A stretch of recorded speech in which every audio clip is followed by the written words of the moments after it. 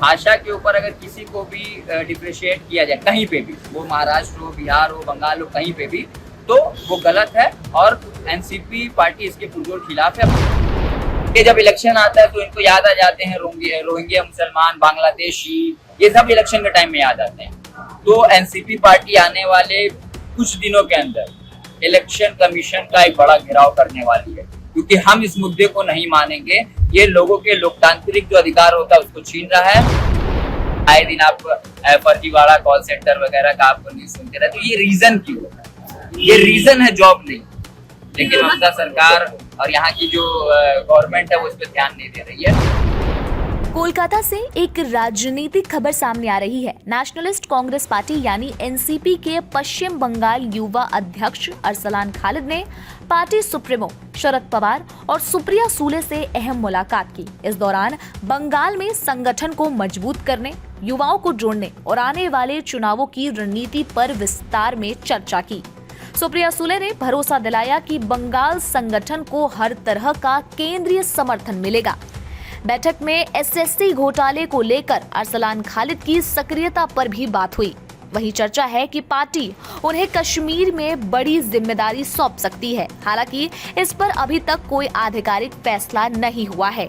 Airport पर media से बातचीत के दौरान अरसलान खालिद ने कहा कि फिलहाल उनकी प्राथमिकता बंगाल में पार्टी को मजबूत करना है और 2026 के विधानसभा चुनाव में एनसीपी को एक नई पहचान दिलाना। उन्होंने कहा कि एनसीपी हर स्तर पर, चाहे वो पंचायत चुनाव हो, नगर पालिका या विधानसभा, मजबूत नेतृत्व के साथ उतरने वाली है। इसी के साथ उन्होंने अवैध निर्माण को लेकर सरकार और प्रशासन पर निशाना साधते हुए कहा कि जब इमारतें बन रही थी तब प्रशासन कहाँ थी, और अब जब लोग अपना आशियाना बसाने जाते हैं तो उन्हें उजाड़ फेंका जाता है। अरसलान खालिद ने इस मुद्दे पर टीएमसी और बीजेपी दोनों पर निशाना साधा है। मैं 6 जनपद पे माननीय शरद पवार जी के साथ और सुप्रिया सूले जी के साथ बैठी थी। 2 दिन मेरी मुलाकात हुई उनसे। एक दिन हम लोगों ने बैठ के बंगाल में जैसे ऑर्गेनाइजेशन लेवल पे कैसे एनसीपी को आगे बढ़ाना है उसको लेके चर्चा हुई, और एक दिन हम लोगों ने चर्चा की हमें चुनाव कैसे लड़ना, मतलब अलायंस में लड़ना है, अकेले लड़ना है, तो वो सब चीज़ें बहुत अच्छी डिस्कशन हुई। और ऑर्गेनाइजेशनल लेवल पे हर तरीके से सेंट्रल लीडरशिप का सपोर्ट रहेगा। ये हमारी सुप्रिया सूले जी ने हमको ये आश्वासन दिया है कि आप वहाँ जाके मेहनत करिए, आप वहाँ जाके लोगों को जोड़िए और हम आपके साथ हैं। और बंगाल की जनता को एक नया विकल्प चाहिए, तो एनसीपी पार्टी को आप नया विकल्प बना के बंगाल में आप पेश करें। आप बोल रहे चाहिए पार्टी का कार्यकर्ता हूँ। अगर पार्टी मुझे जम्मू कश्मीर भेजेगी, मैं जम्मू कश्मीर जाऊँगी, या देश के किसी भी कोने में मुझे भेजे, मैं पार्टी के लिए कहीं भी जाने को तैयार हूँ। अभी मुझे ये जिम्मेदारी कि मुझे बंगाल में ऑर्गेनाइजेशनल लेवल पे काम करना है। बाकी आगे जैसा पार्टी निर्देश देगी पार्टी के बाद में हम लोग चलेंगे। एसएससी टीचर्स हाँ ठीक क्या सर? बंगाल के मुद्दों को किस तरह से आप लोग यहाँ पर उठाएंगे और दिल्ली से कितना सपोर्ट मिलेगा? देखिए, आप लोगों ने देखा होगा कि अभी तक जितने भी अहम मुद्दे हुए हैं वहाँ पे मैं और मेरी पूरी टीम गई। जैसे आपको वो आर्टिकल सॉरी 10 बार रेप कांड हुआ, उसके बाद ये कालियागंज वाला जो तमन्ना खातून का वो मर्डर हुआ, तो वहाँ पे हम लोग गए। वहाँ जाके हम लोगों ने प्रोटेस्ट किया। तो हम लोग हर मुद्दे को उठा रहे हैं और आज से और मजबूती के साथ एनसीपी बंगाल में हर मुद्दे को, बंगाल के हर आवाम के हर जितने भी उनके मुद्दे उसको हम लोग उठाएंगे, क्योंकि अब हम लोगों के ऊपर शरद पवार जी का पूरा आशीर्वाद है। उन्होंने कहा है कि अरसलान जी आप जाइए और खुल के काम करिए, हम आपके साथ खड़े हैं। देखा जाए कि सेंट्रल में और ममता बनर्जी जो स्टेट में है, दोनों के बीच में तो अलायंस एक दूसरे के साथ मिलते हर चीज़ करते, तो क्या लगता है आप जहाँ स्टेट में अगर विरोध करेंगे उनका तो वो सेंट्रल के अलायंस को कोई इम्पैक्ट नहीं पहुँचेगा? जो इंडिया अलायंस है वो सेंट्रल लेवल पे, लेकिन आप स्टेट लेवल पे देखिएगा तो जो इंडिया अलायंस में जो पार्टी है वो स्टेट लेवल पे भी अलग अलग लड़ती है। तो अभी मुझे निर्देश है सिर्फ काम करने का।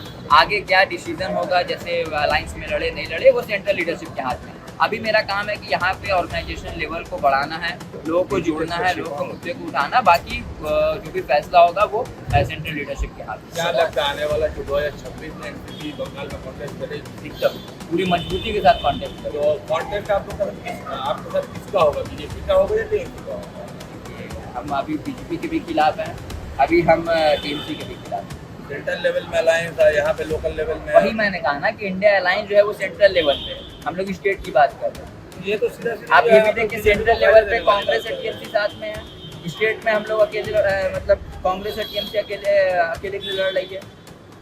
इंडिया अलायंस नेशनल पे है, अभी स्टेट कहीं का ना बात कहीं है। ये वोट काटने वाला राजनीति नहीं हो रहा है। वो तो टीएमसी के खिलाफ जो भी आएंगे, वो ममता बनर्जी उसको एक वो दे देती है कि आप वोट काटने आए हैं, तो उनका काम उनको कहने दिया, हमारा काम मेहनत करते एनसीपी का तो टीएमसी का कोई टक्कर नहीं दिख रहा है कहीं हैं। से। ठीक है, दिखेगा आने वाला वक्त में आप लोग को दिख क्योंकि जाएगा। एक पर्टिकुलर माइनॉरिटी का तबका जो है 100% वोट देती है, उसको अगर रिझाने में कामयाब एनसीपी तभी कुछ होगा। क्या लगता है माइनॉरिटी देखिए, वो माइनॉरिटी हो या वो मेजोरिटी कोई भी हो, हमें सबके मुद्दे को उठाना है। सिर्फ ये नहीं करना है कि हमें सिर्फ माइनॉरिटी के मुद्दे को लेकर आगे चलना है।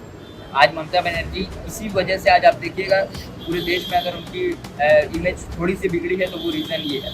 हमें हर मुद्दे को आगे लेके चलना है, वो माइनॉरिटी का हो, और माइनॉरिटी को भी कोई खास मुद्दा आगे लेके नहीं गए, तो ये कहा जाए तो माइनॉरिटी को भी वो आगे लेके नहीं गए। एसएससी टीचर्स के आंदोलन में आप यहाँ से लेकर दिल्ली तक में गए, क्या लगता है ये आंदोलन कितना सफल होगा और कितनी इसमें आपका की मदद रहेगी, सहयोगिता रहेगी? देखिए, दिल्ली में ये लोग पहुंचे थे एसएससी स्कैम वाले टीचर्स, मैं वहाँ गया, उनके प्रोटेस्ट में भी शामिल हुआ। उसके बाद उनके 10 लोग के डेलीगेशन को मैंने पवार साहब से भी मुलाकात करवाई, तो पवार साहब ने उन्हें आश्वासन दिया है कि जो जुडिशियल मामला में तो कोई भी पार्टी इन्वॉल्व नहीं होगी, लेकिन उन्होंने कहा है कि वो ममता बनर्जी से बात करेंगे कि इनको जो मुद्दे हैं उसको बैठ के हल किया जाए, क्योंकि टीचर्स का जो एक तबका होता है वो एक सोसाइटी को एजुकेट करता है। आज उनके साथ जो भी अन्याय हुआ, वो गलत हुआ, तो पवार साहब ने, सुब्रत सुले जी ने ये आश्वासन दिया उन्हें।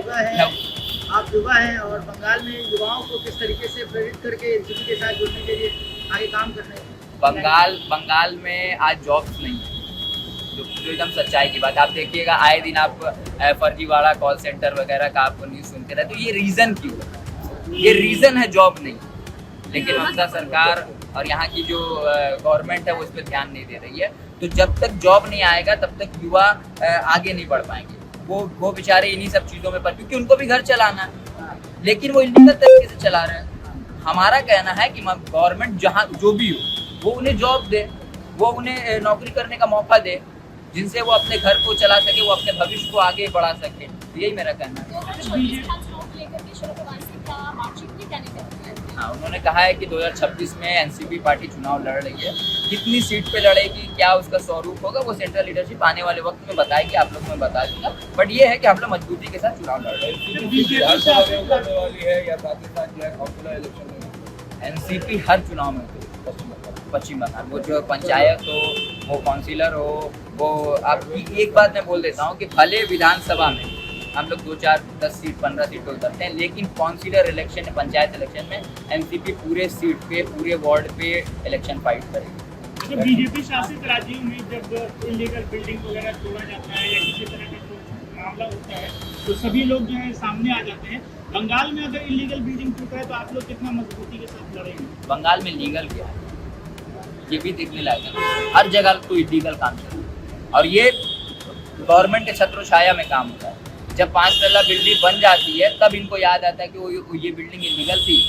कितने लोगों का नुकसान होता है आप ये देखिए, कितने लोग जो जिनका घर टूटता है वो बेघर हो जाते हैं। तो जब बने आप तभी रोकिए उसना, ये इलीगल है, लेकिन उस वक्त तो पैसा खा लेते हैं लोग। अब बाद में जब वो बन जाता है तो क्या बोलते हैं इलीगल है, तोड़ते हैं, लोगों को बेघर करते हैं, तो ये गलत है। ये गवर्नमेंट को देखने की चीज़ है। ये जो महाराष्ट्र में जो ये हुआ कि जो बंगाली लोग वहाँ पे थे उनको तो दबाव दिया गया कि आप मराठी नहीं है, तो भाषा के ऊपर अगर किसी को भी डिफ्रेशिएट किया जाए कहीं पे भी, वो महाराष्ट्र हो, बिहार हो, बंगाल हो, कहीं पे भी, तो वो गलत है। और एनसीपी पार्टी इसके पुरजोर खिलाफ है। बंगाल में भी जो आज चल रहा है, और एक अहम मैं आप लोगों के माध्यम से बताना चाहता हूँ, ये जो SIR है जो बिहार में हुआ, अब वो बंगाल में इलेक्शन कमीशन, मोदी गवर्नमेंट दोनों मिलके करने वाले हैं। क्योंकि ये जब इलेक्शन आता है तो इनको याद आ जाते हैं रोहिंग्या मुसलमान, बांग्लादेशी, ये सब इलेक्शन के टाइम में याद आते हैं। तो एनसीपी पार्टी आने वाले कुछ दिनों के अंदर इलेक्शन कमीशन का एक बड़ा घेराव करने वाली है, क्योंकि हम इस मुद्दे को नहीं मानेंगे। ये लोगों के लोकतांत्रिक जो अधिकार होता है उसको छीन रहा है।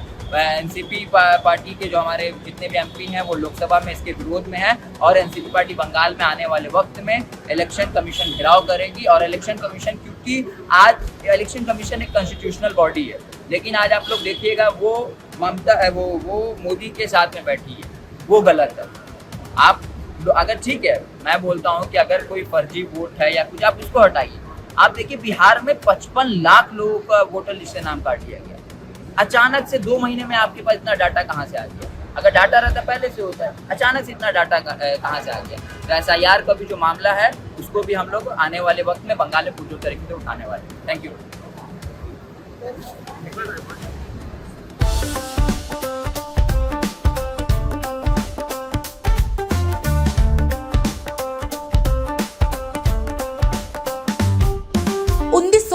से चलती आ रही है एक कहानी, स्वाद की, परंपरा की और भरोसे की। शिराज गोल्डन रेस्टोरेंट, मलिक बाजार, कोलकाता। ये सिर्फ एक रेस्टोरेंट नहीं बल्कि एक एहसास है, जहां बिरयानी में इतिहास की खुशबू है और मटन चाप में रूह बसती है। शिराज की बिरयानी मसालों से नहीं, मोहब्बत से बनती है। 3 पीढ़ियों की विरासत, दादा से पिता और अब बेटे तक। इसकी 5 शाखाएं हैं, VIP बाजार, अजय नगर, सॉल्ट लेक, चिनार पार्क और दिल में बसने वाला मलिक बाजार। अब मलिक बाजार शाखा बर्थडे सेलिब्रेशन के लिए भी उपलब्ध है।